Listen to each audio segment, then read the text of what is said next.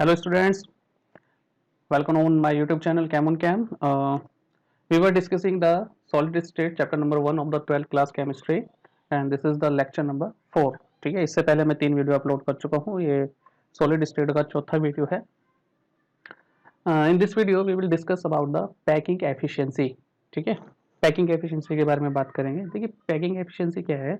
जब भी हम किसी यूनिट सेल की बात करते हैं या लैटिस की बात करते हैं तो उस लैटिस का जो पर्टिकुलर वॉल्यूम है, ठीक है, वो स्फीयर्स यानी एटम्स या कोई भी पार्टिकल फुली ऑक्यूपाई नहीं कर पाते, कुछ ना कुछ गैप जरूर होता है. तो हम कह सकते हैं कि टोटल वॉल्यूम का कुछ परसेंटेज ही पार्टिकल ऑक्यूपाई करता है, किसमें, with in the lattice.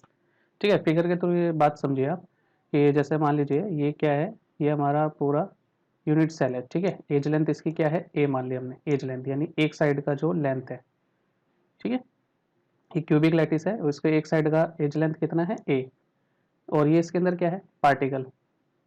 Basically ये क्या है, एफसीसी टाइप का फेस सेंटर्ड है. ठीक है, face centred cubic unit cell है. तो आप देख सकते हैं कि इसके अंदर जो एटम है उन्होंने इस लैटिस का पूरा वॉल्यूम ऑक्यूपाई नहीं करा. There are some gaps. ये जो ग्रे कलर का एरिया है ये क्या है, गैप्स है, वॉइड्स है.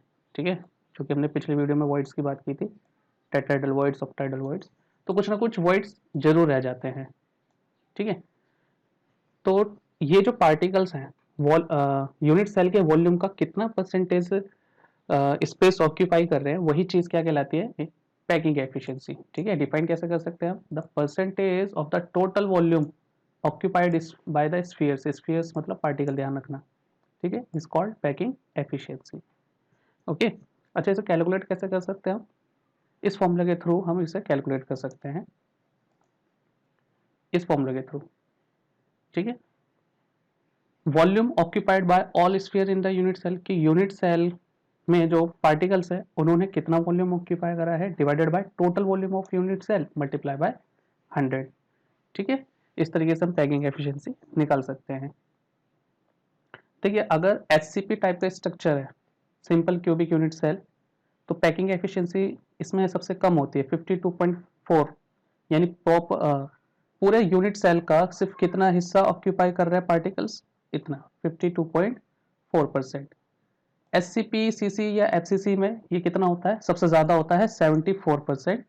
और बीसीसी में यानी body centred cubic unit cell में ये कितना होता है, 68%. ठीक है, ये नंबर ऑफ पार्टिकल है जो हम ऑलरेडी डिस्कस कर चुके हैं. ये नंबर ऑफ पार्टिकल एससीपी में जेड की वैल्यू 1, सीसीपी या एफसीसी में 4, बीसीसी में 2. ठीक है, चलिए बात करते हैं कि किसी भी यूनिट सेल के एज लेंथ यानी ए, एज लेंथ को हम ए से लेंगे. यूनिट सेल का जो किनारा होता है उसकी लेंथ कितनी है उसे हम ए से डिनोट करते हैं. तो length of the cubic unit cell, edge length, ठीक है, या side length of the unit cell, इस तरीके के वर्ड यूज करेंगे ये. तो इन सभी चीजों को हम किससे डिनोट करते हैं, ए से. ए और आर के बीच क्या रिलेशनशिप है, आर क्या होता है, जो लैटिस के अंदर पार्टिकल्स है उसका रेडियस. ए और आर इक्वल नहीं होते, इनका कुछ रिलेशनशिप होता है. ठीक है, बीसीसी के लिए अलग, एफसीसी के लिए अलग और एससीपी के लिए अलग. ठीक है, तो देखिए मान लीजिए ये जो साइड लेंथ है इसे हमने क्या माना, ए, और उसके अंदर जो एटम है या पार्टिकल है उसके रेडियस को हम क्या मान रहे हैं, आर. तो इन दोनों के बीच रिलेशनशिप अलग अलग क्यूबिक यूनिट सेल में अलग अलग होता है. जैसे एससीपी में अलग होगा, बीसीसी में अलग होगा और एफसीसी में अलग होगा. तो देखते हैं वो रिलेशनशिप क्या है. मान लीजिए type of unit cell SCP है. ठीक है, तो नंबर ऑफ पार्टिकल पहली बात कर चुके हैं, जेड इक्वल टू 1 होता है इसमें. हाँ, ये इंपॉर्टेंट है आपके लिए, ये वाला column, relation between edge length and radius of atom. Question इसी से ही सॉल्व होंगे. तो इस समय एज लेंथ और रेडियस ऑफ एटम के बीच रिलेशनशिप ये है, ए इक्वल टू 2r. ठीक है, रेडियस का ट्वाइस ले लेना है. पैकिंग एफिशिएंसी अभी पीछे ही बात की हमने, 52.4%. अगर बीसीसी टाइप का लैटिस है, बीसीसी, तो जेड की वैल्यू 2 लेनी है. अच्छा, ए और आर के बीच रिलेशनशिप क्या है, 4r divided by root 3, 4r divided by root 3. और पैकिंग एफिशिएंसी कितनी है इसमें, 68%. एससीपी हो या सीसीपी या एफसीसी हो, इसमें जेड की वैल्यू 4 लेनी बेटा. ठीक है, ये रॉन्ग हो गया है इधर, Z की वैल्यू 4 कर लेना है यहाँ आप, ठीक है। Z की वैल्यू 4 होती है। अच्छा, A और R का रिलेशनशिप क्या होता है, 2√2R, ओके। और पैकिंग एफिशिएंसी कितना है, 74%, सबसे ज्यादा इसमें होती है पैकिंग एफिशिएंसी, ठीक है। Next is radius ratio rule. Radius ratio rule, ये रूल हम आयनिक कंपाउंड के लिए यूज करते हैं ज्यादातर, ठीक है, जिसमें कैटायन और एनायन हो। अच्छा, रेडियस रेशियो हम कैसे निकालते हैं, रेडियस रेशियो निकालते हैं हम radius of cation divided by radius of anion. Cation positively charge होता है तो R प्लस से शो कर दिया यहाँ पर, R मीन्स रेडियस और प्लस का मतलब कैटायन, ठीक है। Radius of cation divided by R minus radius of anion, anion negative होता है ना। ज्यादातर क्या होता है, एनायन बड़े होते हैं कैटायन के कंपैरिजन में, ठीक है। 11th में आपने ये पढ़ा है, एनायन जो है कैटायन के कंपैरिजन में बड़े होते हैं, ठीक। तो एनायन के बीच जो वॉइड्स क्रिएट होता है उसमें कैटायन की पैकिंग हो जाती है। मोस्टली आयनिक कंपाउंड में कैटायन जो है वॉइड्स को ऑक्यूपाई करते हैं, एनायन जो वॉइड क्रिएट कर रहे हैं कैटायन उस पोजीशन को ऑक्यूपाई कर लेता है। जैसे इस फिगर में देख सकते हैं, ये जो ग्रीन कलर का पार्टिकल है ये क्लोराइड को शो कर रहा है, Cl माइनस को, ठीक है। और ब्लू कलर का जो पार्टिकल है वो सोडियम आयन को डिनोट कर रहा है, Na प्लस को, ठीक है, Na प्लस को। तो Na प्लस साइज में छोटा है और क्लोराइड क्या है, साइज में बड़ा, ठीक है। ये ग्रीन कलर के पार्टिकल साइज में बड़े हैं। तो ये जो ग्रीन कलर के पार्टिकल हैं ये लैटिस को ऑक्यूपाई कर रहे हैं और आयन क्या कैटायन क्या कर रहा है, उस लैटिस का जो वॉइड ऑक्यूपाई हो रहा है उसकी पोजीशन को ऑक्यूपाई कर रहा है, ठीक है। तो इन दो कैटायन और एनायन के रेडियस का अगर हम रेशियो ले लेते हैं तो ये रेडियस रेशियो कहलाता है, ठीक। अच्छा, ये रेडियस रेशियो का जो डाटा है ये हमारे लिए इंपॉर्टेंट है, क्योंकि रेडियस रेशियो की वैल्यू के थ्रू हम टाइप ऑफ लैटिस भी बता सकते हैं, ठीक है, कोऑर्डिनेशन नंबर भी बता सकते हैं। तो देखिए, radius ratio rule for A B type structure. A B type structure का मतलब ये हो गया कि एक ही कैटायन है और एक ही एनायन है, ठीक है। तो ये टेबल बहुत इंपॉर्टेंट है मेडिकल के लिए भी, नीट वगैरह के एग्जाम के लिए भी, इससे काफ़ी क्वेश्चन पूछे जाते हैं। अगर रेडियस रेशियो 0.155 से 0.225 के बीच है तो कोऑर्डिनेशन नंबर कितना होगा, 3, और प्लेनर ट्रायंगुलर टाइप का लैटिस होगा, एग्जाम्पल B2O3 ले सकते हैं। अगर रेडियस रेशियो इन दोनों के इन बिटवीन है, 0.225 से 0.414 से बीच है तो कोऑर्डिनेशन नंबर कितना होगा, 4। शेप टेट्राहेड्रल, एग्जाम्पल क्या है, स्फेरेलाइट और जिंक ब्लेंड ZnS, ठीक है। ये प्रीवियस ईयर में क्वेश्चन भी आ चुका है जिंक ब्लेंड का, ZnS का। और भी एग्जाम्पल इसके ये है, copper chloride, copper bromide, copper iodide, ठीक है, बेरियम सल्फाइड और मर्क्यूरी सल्फाइड। अगर रेडियस रेशियो इस वैल्यू के इन बिटवीन है, 0.414 से 0.732 के बीच है तो कोऑर्डिनेशन नंबर कितना ले लेना है, 6।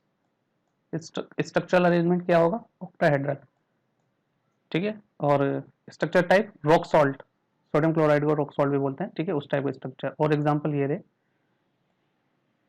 Sodium bromide, potassium bromide, magnesium oxide, manganese oxide, calcium oxide और कैल्शियम सल्फाइड। अगर रेडियस रेशियो इनके बीच है 0.732 से लेकर के 1 तक तो कोऑर्डिनेशन नंबर 8 BCC टाइप का स्ट्रक्चर होगा, सीजियम क्लोराइड टाइप का structure, caesium iodide, caesium bromide और टाइटेनियम ब्रोमाइड, इसके और एग्जांपल्स हैं, ठीक है। चलिए इनके बेसिस पर क्वेश्चन कैसे हैं वो देखते हैं। जैसे कि क्वेश्चन नंबर 1 के an ionic compound AB2 possesses CaF2 type crystal structure, ठीक है। एक AB2 आयनिक कंपाउंड है, वो कैसा स्ट्रक्चर फॉर्म कर रहा है, बिल्कुल CaF2 के टाइप का। तो कोऑर्डिनेशन नंबर हमें बताना है कैटायन का भी, A+2 कैटायन का और B- आयन का। तो देखिए CaF2 का जो अरेंजमेंट होता है, क्रिस्टल अरेंजमेंट होता है, वो CCP टाइप का होता है, CCP टाइप का, ठीक है। तो इसीलिए जो कैटायन है उसका कोऑर्डिनेशन नंबर तो 8 है, 8, और एनायन है B-, उसका कोऑर्डिनेशन नंबर कितना होगा, 4, ठीक है। तो इसका मतलब ये हुआ कि जो कैटायन है A2+, वो 8B माइनस एनाइन से घिरा हुआ है, और जो एनाइन है B माइनस, उसके नियर बाय 4 कैटायन होंगे A2 प्लस। ठीक है, इसका ये मीनिंग हुआ। चलिए नेक्स्ट क्वेश्चन देखते हैं। What is the coordination number of each type of ion in rock salt type crystal lattice. अच्छा, रॉक सॉल्ट टाइप, अभी हमने पीछे एक टेबल देखी, रॉक सॉल्ट टाइप का मतलब किस टाइप का लैटिस है, NaCl। ठीक है, NaCl टाइप का लैटिस है, और इसका स्ट्रक्चरल टाइप क्या होता है, ऑक्टाहेड्रल। OH से डिनोट कर दे रहा हूँ ऑक्टाहेड्रल को। ठीक है, इसमें कोऑर्डिनेशन नंबर होता है 6:6। ठीक है, तो यानी कैटायन का भी कोऑर्डिनेशन नंबर 6 है और एनायन का भी कोऑर्डिनेशन नंबर 6 होगा।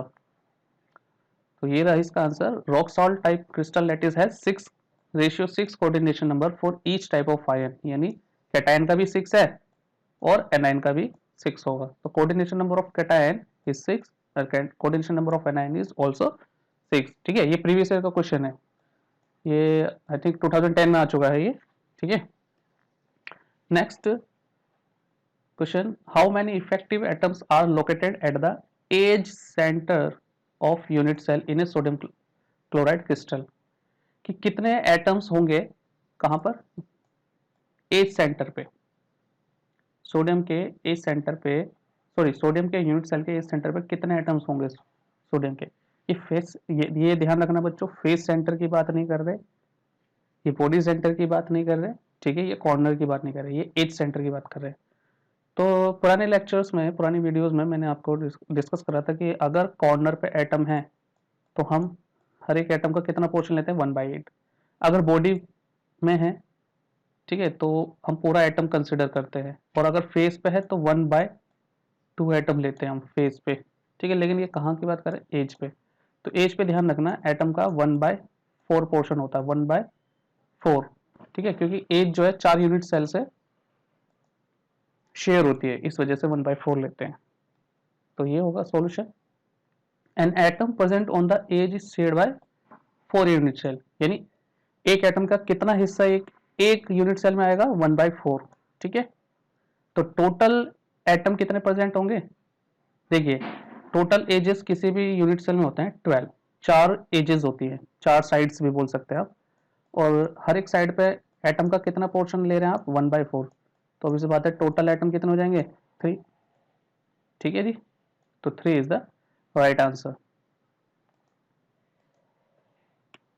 नेक्स्ट क्वेश्चन, एक कंपाउंड है, वो कैसा स्ट्रक्चर या कैसा लैटिस फॉर्म कर रहा है, SCP, hexagonal cubic packing, SCP type का लैटिस फॉर्म कर रहा है। What is the total number of voids, total number of voids, ये ध्यान रखना बच्चों, वॉइड्स 2 टाइप के होते हैं, टेट्राहेड्रल और ऑक्टाहेड्रल। तो हमें नंबर ऑफ टेट्राहेड्रल वॉइड्स और ऑक्टाहेड्रल वॉइड्स को ऐड करना होगा। ठीक है, अब ये कह रहा है कि how many of these are tetrahedral voids, और in total tetrahedral void, sorry in total number of voids में से कितने वॉइड्स टेट्राहेड्रल के होंगे। तो पुराने लेक्चर में हमने बात की थी कि अब अगर हम मान लें कि किसी भी यूनिट सेल में x एटम या x पार्टिकल है, तो टेट्राहेड्रल वॉइड्स उस पार्टिकल के ट्वाइस होते हैं, यानी 2x हो जाएंगे। ठीक है, और ऑक्टाहेड्रल वॉइड्स कितने होते हैं, ऑक्टाहेड्रल वॉइड्स सेम रहते हैं, x हो जाएगा, तो दोनों को आप ऐड कर दो, 3x। ठीक है, तो हमें मेनली यहाँ पर क्या पता करना है, नंबर ऑफ पार्टिकल अगर हमें पता लग जाए तो हम टेट्राहेड्रल वॉइड्स पे निकाल सकते हैं, ऑक्टाहेड्रल वॉइड्स पे निकाल सकते हैं, और टोटल नंबर ऑफ वॉइड्स भी निकाल सकते हैं। ठीक है, तो देखिए यहाँ पर मोल कितना गिवन है आपको, 0.5 मोल गिवन है। एक मोल में पार्टिकल कितने होते हैं, अवोगाद्रो नंबर के बराबर। 1 मोल में कितने पार्टिकल है, अवोगाद्रो नंबर के बराबर, यानी 6.022 इंटू 10 की पावर 23 पार्टिकल। तो 0.5 मोल में कितने हो जाएंगे, इसके आधे हो जाएंगे। 1 मोल का आधा होता है ना 0.5, तो इतने पार्टिकल के आधे पार्टिकल हो जाएंगे हमारे SCP स्ट्रक्चर में, उस कंपाउंड में। अच्छा, जब नंबर ऑफ पार्टिकल हमें पता चल गए तो number of octahedral voids same ही रहेंगे। ठीक है, और टेट्राहेड्रल वॉइड्स डबल हो जाएंगे, तो इसका डबल कर दो 6.02, और इन दोनों को अगर आप ऐड करोगे तो टोटल वॉइड्स आपको कितना मिला, 9.033 इंटू 10 की पावर 23। और इसमें से टेट्राहेड्रल वॉइड्स कितने हैं, 6.022 इंटू 10⁻23। ठीक है, तो इस टाइप से हमें ये करने हैं। अच्छा दूसरे टाइप, एक टाइप का तो क्वेश्चन मैंने आपसे डिस्कस करा था फॉर्मूला वाला, लेक्चर नंबर 3 में मैंने डिस्कस करा था। ठीक है, कि आपको वॉइड्स की इंफॉर्मेशन गिवन है तो उससे फॉर्मूला निकाल रहे हैं। दूसरे टाइप के क्वेश्चन ये हो गए। ठीक है, अच्छा तीसरे टाइप के क्या होंगे, ये डेंसिटी कैलकुलेट करने वाले, डेंसिटी कैलकुलेट करने वाले। ठीक है, अच्छा डेंसिटी आप कैसे निकाल सकते हैं कि यूनिट सेल का डेंसिटी कैसे निकालेंगे आप? यूनिट सेल का डेंसिटी निकल सकता है अगर आपको टोटल मास पता चल जाए यूनिट सेल का, और यूनिट सेल के साइड का क्यूब कर दो, क्योंकि क्यूब करेंगे तभी तो वॉल्यूम मिलेगा, तो मास अपॉन में वॉल्यूम। ठीक है, इस तरीके से आप निकाल सकते हैं। तो देखिए किसी भी यूनिट सेल का मास कैसे पता कर सकते हैं, मान लीजिए कि उसमें टोटल पार्टिकल Z है, उसकी मल्टीप्लाई करोगे आप एक पार्टिकल के मास से। एक पार्टिकल का मास हमें लेना होता है molar mass divided by Avogadro number. ठीक है, and this whole is divided by a cube. ठीक है, ए क्यूब। तो इस तरीके से आप डेंसिटी कैलकुलेट कर सकते हो।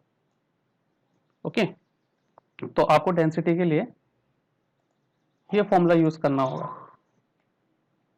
दिस वन, सिंपल है, Z into molar mass, Z is the number of particle in the unit cell, Z into molar mass divided by A cube divided by Na। ठीक है, यूनिट हमेशा क्या use करनी है आपको, ग्राम पर सेंटीमीटर क्यूब होना चाहिए या तो केजी पर मीटर क्यूब। ठीक है, मोस्टली ये यूनिट यूज की जाती है। जो सॉलिड स्टेट में न्यूमेरिकल आएंगे मोस्टली डेंसिटी इसी यूनिट में गिवन होगा आपको, इसमें भी है कुछ न्यूमेरिकल्स में। ठीक है, लेकिन मोस्टली इसमें।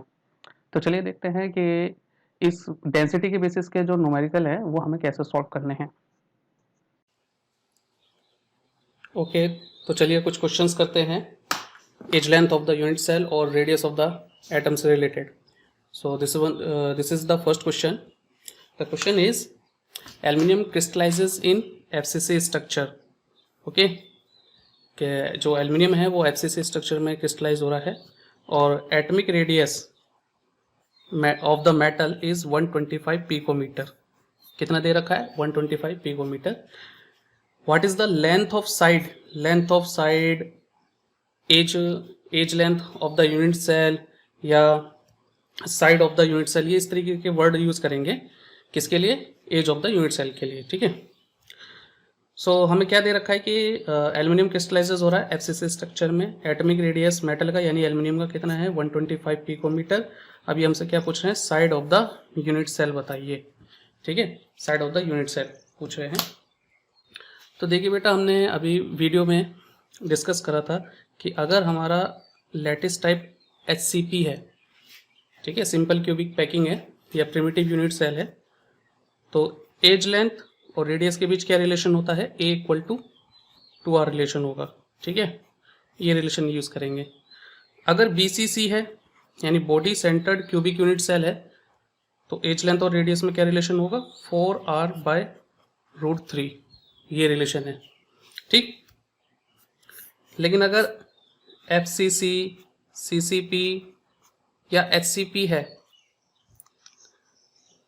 तो हमें क्या यूज करना है, A इक्वल टू 2√2R, ये रिलेशन हमें यूज करना है। ठीक है, ओके। तो देखिए यहाँ पर क्वेश्चन में हमारा जो क्रिस्टल का स्ट्रक्चर है वो FCC टाइप है। ठीक है, सो हम लिखेंगे यहाँ पर सॉल्यूशन में, फॉर FCC के लिए A इक्वल टू 2√2R होता है। A is equal to 2√2R। A क्या है यहाँ पर, एज लेंथ। ठीक है, यूनिट सेल का एज लेंथ होता है। और R क्या है यहाँ पर, R है रेडियस ऑफ मेटल या रेडियस ऑफ एटम, जो उसमें एटम या मेटल एटम प्रेजेंट है। ठीक है, हमें यहाँ पर क्या गिवन है, हमें रेडियस गिवन है। रेडियस ऑफ द मेटल कितना गिवन है, 125 पिकोमीटर गिवन है। और हमें कैलकुलेट क्या करना है, हमें A कैलकुलेट करना है, एज लेंथ कैलकुलेट करना है। ठीक है, तो therefore A equal to 2 into √2 की वैल्यू 1.41 ले लेंगे। ठीक है, और आर की वैल्यू कितनी है 125, और ये आंसर किस में आएगा, पिकोमीटर में आएगा। जब आप इसे सॉल्व करेंगे तो टोटल कैलकुलेशन बनेगा 252.5 पिकोमीटर। ठीक है, तो यहाँ पर लाइन लिख देंगे हम, hence edge length of the unit cell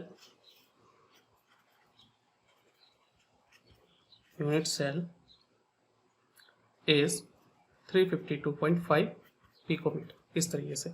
ठीक है जी, ये पोर्शन नहीं करना है, ये आपका सिर्फ समझाने के लिए बताया था। इस तरीके से इसका आंसर करना है हमें। ओके, चलिए नेक्स्ट क्वेश्चन देखते हैं।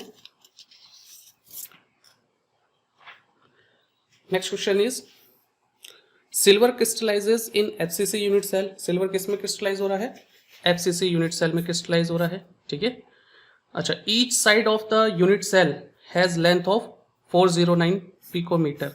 Each side of the unit cell, यानी हमें ये ए गिवन है। ठीक है, ए गिवन है। What is the radius of silver atom, तो सिल्वर एटम का रेडियस बताना है, यानी आर बताना है इसमें। क्योंकि एफसीसी टाइप है तो हमें फॉर्मूला क्या यूज करना है, ए इक्वल टू 2√2 आर यूज करना है। ओके, इस बार हमें आर नहीं, ए गिवन है, तो आर कैसे निकालेंगे, ए को डिवाइड कर देंगे 2√2। ठीक है जी, तो चलिए करते हैं। For FCC a equal to 2√2 r, तो therefore r equal to a divided by 2√2। A की वैल्यू कितनी है 409 पिकोमीटर डिवाइडेड बाय 2 इंटू 1.41, √2 की वैल्यू 1.41। ठीक है, तो आर यहाँ पर कितना आ जाएगा आपका, जब कैलकुलेट करेंगे तो 145.04 आना चाहिए आपका। ठीक है, पिकोमीटर में ही लिखेंगे आंसर, पिकोमीटर। तो लिख देंगे hence radius of silver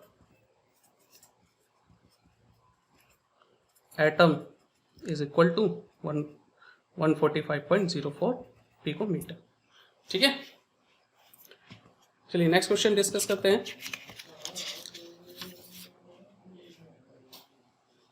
next question is about the chromium metal. Chromium metal किस में क्रिस्टलाइज हो रहा है, body centred cubic unit cell में क्रिस्टलाइज हो रहा है, यानी बीसीसी में। ठीक है, बीसीसी टाइप का यूनिट सेल है।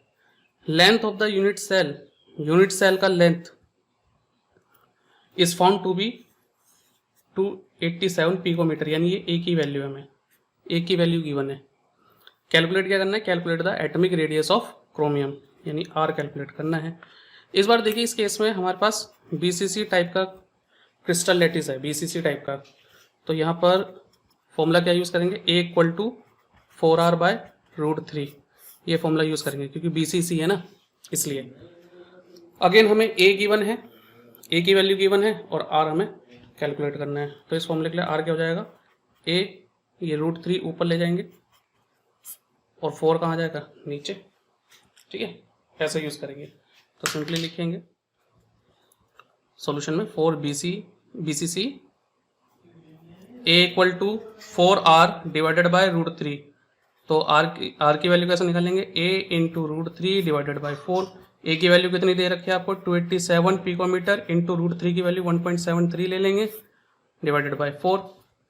कैलकुलेट करोगे तो आंसर आपका आएगा 124.13 पिकोमीटर। ठीक है, तो ये क्या हो गया, radius of the chromium metal. तो लिख देंगे हेंस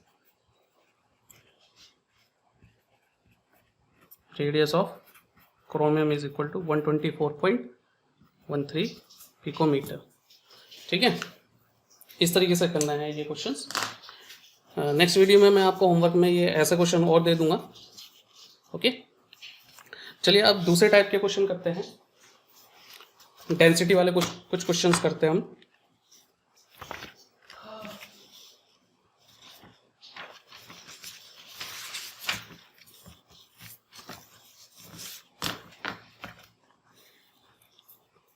चलिए, ये रहा डेंसिटी वाले क्वेश्चंस का पहला टाइप। इसमें कई टाइप के क्वेश्चंस होंगे, ये फर्स्ट टाइप का क्वेश्चंस है। देखिए डेंसिटी हम कैसे कैलकुलेट कर सकते हैं, डेंसिटी हम कैलकुलेट कर सकते हैं Z इंटू, Z क्या होता है, number of atom in the unit cell, okay, Z into M, M क्या होता है, molar mass of the atom, divided by cube of edge length, a का क्यूब लेना है, cube of edge length multiply by Na, Na क्या है, Avogadro number. इस तरीके से हम डेंसिटी कैलकुलेट कर सकते हैं। जो नहीं है कि आपको डेंसिटी निकाले, कि आप इस फॉर्मूले में देख सकते हैं 5 पैरामीटर्स हैं, ठीक है, 5 वैल्यूज़ है, तो कोई से भी 4 वैल्यू आपको गिवन हो सकती है और 5th वैल्यू निकाल सकते हैं। आपसे वो डेंसिटी निकाल सकते हैं, एज लेंथ निकलवा सकते हैं, मोलर मास निकलवा सकते हैं, जेड भी निकलवा सकते हैं वो, ठीक है। बाकी चीज़ें आपको गिवन होगी या ऐसा डाटा गिवन होगा जिससे बाकी चीज़ें आप फाइंड आउट कर सकें। तो ये फर्स्ट टाइप का हमारे पास क्वेश्चन है। The question is copper crystallises with FCC unit cell, ठीक है। यूनिट सेल क्या है, एफसीसी। तो एफसीसी के लिए जेड की वैल्यू कितनी लेते हैं हम, जेड की वैल्यू हो जाती है 4, ठीक है। ध्यान रखेंगे कि अगर एससीपी टाइप है तो जेड की वैल्यू 1, बीसीसी है तो जेड की वैल्यू 2, और एफसीसी टाइप का लैटिस है तो जेड की वैल्यू 4, है ना। पुरानी वीडियोस को देखना दोबारा। चलिए आगे क्या गिवन है, if the radius of copper atom, if the radius of copper atom is 127.5 picometre, then calculate the density of copper.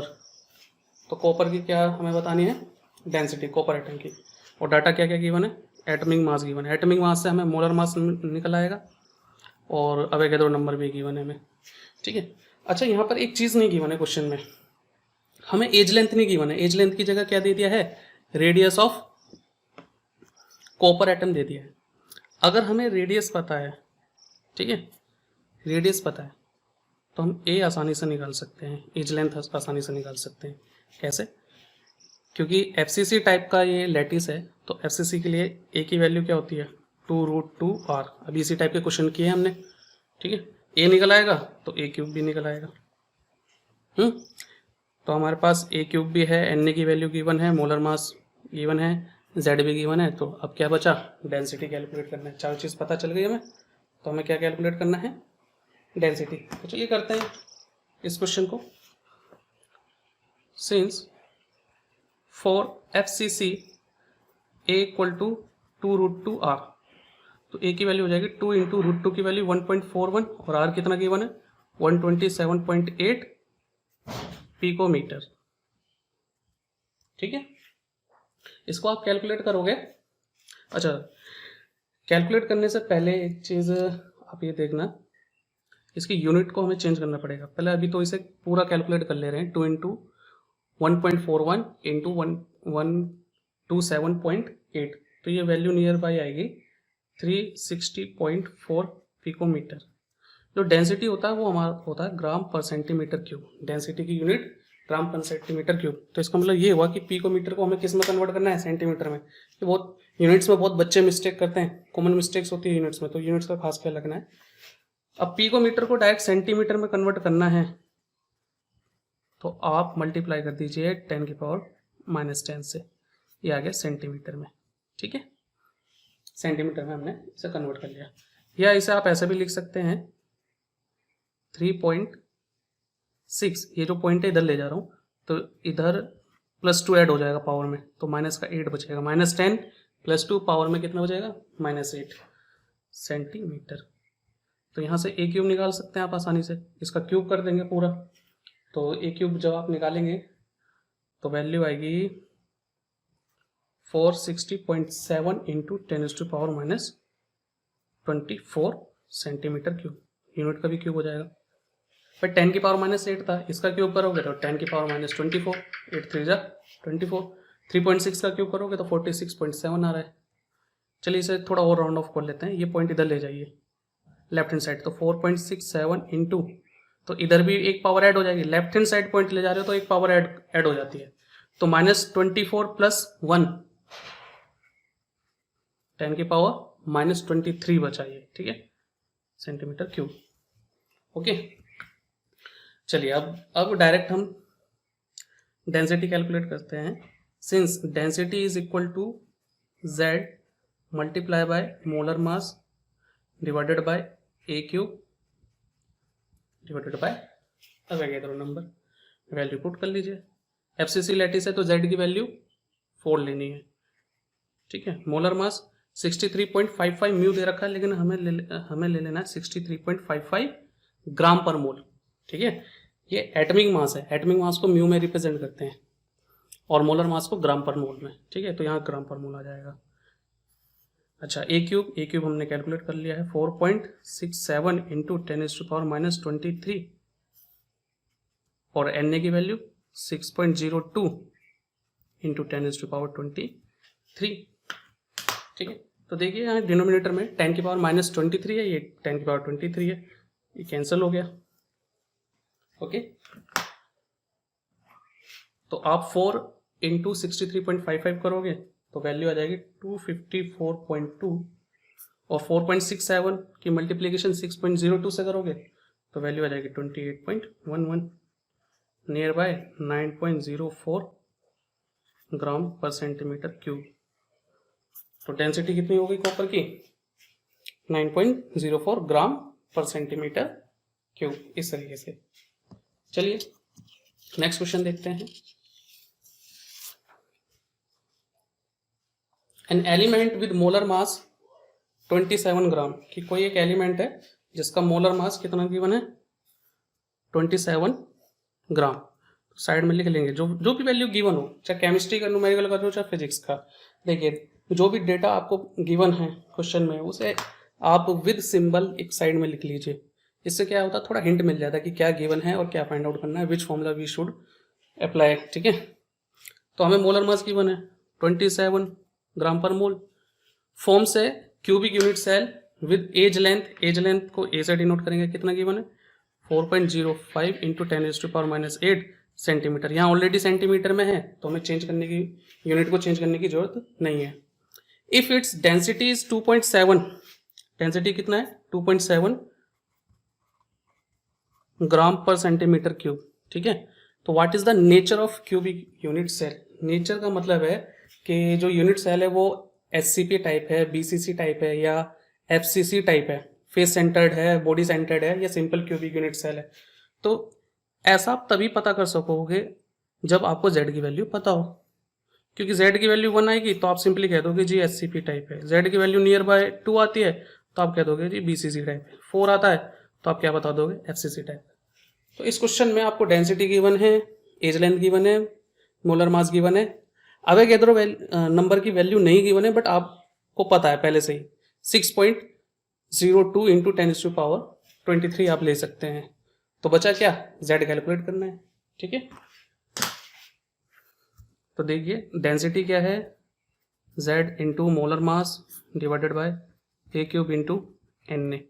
निकालना क्या है आपको? z निकालना है, ठीक है। तो ध्यान से देखना, z यहीं रहने दीजिए। डेंसिटी इंटू ए क्यूब भी ऊपर चला जाएगा, मल्टीप्लाई बाय एन ए भी ऊपर चला जाएगा, डी के साथ मल्टीप्लाई में आ जाएगा, और ये जो मोलर मास है m वो इधर आ जाएगा। डेंसिटी कितनी है? 2.7, ए क्यूब 4.05 इंटू 10⁻⁻8 का क्यूब कर दीजिए, ठीक है। और एन ए 6.02 इंटू 10⁻23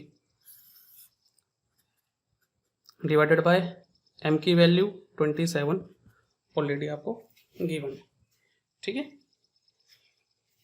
अच्छा, ए क्यूब आप साइड में भी सॉल्व कर सकते हैं। ए क्यूब इधर निकाल लीजिए आप। ए क्यूब का मतलब ये हो गया कि 4.05 का भी क्यूब और 10⁻⁻8 का भी क्यूब। 10⁻⁻8 का क्यूब 10⁻⁻24 और 4.05 का क्यूब आएगा 66.43, जैसे आप क्या लिख सकते हो? 6.64, ठीक है। ये 3 मैंने नेगलेक्ट कर दिया। 6.64 इंटू 10⁻, ये पॉइंट इधर ले गए ना, तो एक पावर ऐड हो जाएगी, -24 + 1 तो 10⁻23, ठीक है। आप चाहे यहीं कैलकुलेट कर लो इसमें, या आप ऊपर भी कैलकुलेट कर सकते हो और बाद में वैल्यू पुट कर दो, ठीक है, इस तरीके से। तो चलिए देखते हैं, z = 2.7 इंटू, अच्छा इसका क्यूब हमने कैलकुलेट करा, कितना है? 6.64, ठीक है। ये जो वैल्यू थी ये इसका क्यूब हमने ये कैलकुलेट कर लिया, ठीक है। 6.64 into 10⁻⁻23 into 6.02 into 10⁻23 whole divided by 27। तो आप देख रहे हैं ये है 2.7, ये है 27, तो भाई 10 टाइम्स कैंसिल हो जाएगा, ठीक है, 10 टाइम कैंसिल। और ये 10⁻⁻23 है और ये 10⁻+ का 23 है, तो ये भी कैंसिल। तो बचा क्या है, इन दो डिजिट को मल्टीप्लाई कर दो, 6.64 इंटू 6.02, तो ये आएगा 39.97 डिवाइडेड बाय 10, तो वैल्यू आ गई 3.99 which is near by 4 value आई। तो किस टाइप का लैटिस है, एफसीसी टाइप का लैटिस है, ठीक है। तो आप क्या लिख देंगे, the nature of cubic unit cell is FCC type, FCC type का ये क्यूबिक यूनिट सेल है, ओके। चलिए एक और प्रॉब्लम सॉल्व करते हैं जिसमें हमें मोलर मास निकालना है। मोलर मास, बाकी डाटा गिवन होगा, इसमें मोलर मास निकालना पड़ेगा, या एटॉमिक मास निकलवा सकते हैं, ठीक है। मोलर मास और एटॉमिक मास देखिए सेम होता है, बस यूनिट का फर्क होता है, मैं बार बार आपसे बता रहा हूँ। So next question is silver crystallises in FCC lattice. FCC lattice है तो जेड की वैल्यू कितना ले लेना है, 4 ले लेना है। बीसीसी है तो 2 ले लेना है। If the edge length of the unit cell, यानी ए की वैल्यू गिवन है ये इतना, ठीक है, सेंटीमीटर में ही है ऑलरेडी, तो हमें यूनिट को चेंज करने की जरूरत नहीं है। The density of crystal is this, ये आपको डेंसिटी गिवन है ग्राम पर सेंटीमीटर क्यूब में। Calculate the atomic mass of silver atom, ठीक है, और एन ये गिवन है। तो पहले आपको मोलर मास निकालना पड़ेगा, मोलर मास की बस यूनिट चेंज कर दीजिए, आपको एटॉमिक मास मिल जाएगा। तो चलिए पहले इस बार ए अलग कैलकुलेट कर लेते हैं। We have a is equal to 4.07 into 10⁻⁻8 centimetre. Therefore a cube will be 4.07 into 10⁻⁸ centimetre whole power 3, ठीक। अच्छा, इसका क्यूब करोगे 10⁻⁸ का, तो ये क्या आ जाएगा 10⁻24, और 4.07 का क्यूब करोगे तो इसकी वैल्यू आ जाएगी 67.42 सेंटीमीटर का भी क्यूब हो जाएगा, सेंटीमीटर क्यूब। चलिए इसे और थोड़ा सिंप्लीफाई कर लेते हैं। ए क्यूब, ये पॉइंट जो है इधर, ये मैं लेफ्ट हैंड साइड ले जा रहा हूँ एक डिजिट, तो 6.742, एक डिजिट आप पॉइंट इधर ले गए तो इधर +1 हो जाएगा, तो माइनस का 23 सेंटीमीटर क्यूब, ठीक है। तो आपने यहाँ पर ए क्यूब की वैल्यू निकाल ली, ये आपके पास ए क्यूब की वैल्यू आ गई, ठीक है। डेंसिटी, डेंसिटी कितना गिवन है 10.5 ग्राम सेंटीमीटर क्यूब। अच्छा, जेड की वैल्यू कितनी है आपके पास 4 है, और एन ए भी आपको पता है 6.02 इंटू 10⁻23 पर मोल। तो क्या करना है, इसे फॉर्मूला में पुट कर दो। डेंसिटी क्या होता है, Z multiply by molar mass divided by a cube multiply by N A, ठीक है। तो हमें यहाँ पर मोलर मास निकालना है। देखिए एम न्यूमरेटर में उस ऊपर ही रहने दीजिए, ये इधर ले जाइए, डेंसिटी के साथ ए क्यूब मल्टीप्लाई हो जाएगा और एन ए भी मल्टीप्लाई हो जाएगा। जेड को डेंसिटी के नीचे लिए तो ये डिनोमिनेटर में आ जाएगा, ठीक है। डेंसिटी कितना था 10.5, ए क्यूब कितना था 6.74 ही ले रहा हूँ, 42 नहीं ले रहा, 10⁻⁻23, एन ए कितना है 6.02 इंटू 10⁻23 डिवाइडेड बाय जेड की वैल्यू 4, ठीक है बेटा। तो ये देखिए 10⁻⁻23 और ये 10⁻+23, तो ये कैंसिल हो जाएंगे, तो ये 3 डिजिट बची 10.5, 6.74, 6.02, इन तीनों की मल्टीप्लाई कीजिए, इन तीनों की मल्टीप्लाई करेंगे तो 426.04 आंसर आएगा, और डिवीजन में क्या है 4, तो इसे कैलकुलेट करोगे तो नियर वैल्यू आ जाएगी 106.51, ठीक है।